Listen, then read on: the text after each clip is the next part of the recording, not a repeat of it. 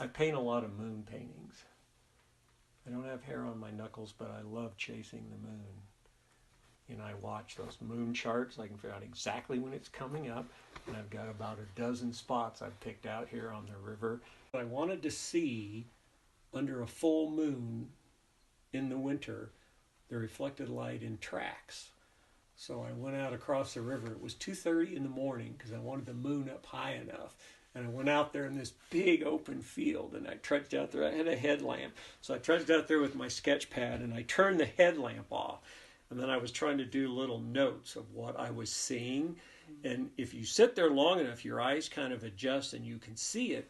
But at first I tried to paint it. But the problem is I would turn a light on to see to mix the paint and then I'd have to turn it off for my eyes to reach. So that didn't work. But I found I could do little notes, pretty descriptive little notes, and then come immediately back to the studio, look at my notes, and actually get some of them to start to read. This little tiny simple painting, it finally felt like night. And that's what the secret is, getting to feel like night. Because if you go out there at night, it becomes very monochromatic. All the color drops out. And I was on a float trip with Andy Taylor, actually. And the boat we were on, you know those blue, kind of teal blue, obnoxious boats? He had a raft, that's the color it was. And we were sitting there by the campfire on a full moon, and I realized that boat was gray. All the color dropped out of it. So that's when I sort of figured out that it's not so much the color, it's the value shifts that make it read like night. The values get much closer and all the edges go away.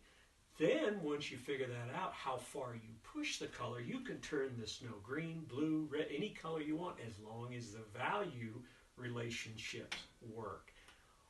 Once that little light came on, I took huge steps with these night paintings, especially painting snow, because your mind's telling you it's snow and it's white. So you go out there and you look at it and you have to realize you can't paint what you know, you have to paint what you see. Because you keep telling yourself it's white, it's white, it's white, and you keep adjusting and adjusting and adjusting the value until you get the relationships between this, this, this, and all this. When all those are accurate, color doesn't matter anymore. And it took me several years to get some, and this is one of the first ones that read. I said, keep this one, Dan, this is good, so you will remember. And this was, this was in about 2009, so this was 9 years ago, and I'm still trying to figure it out. But I think my successes are better than they ever were. If it feels like a cold winter day, then it was a success.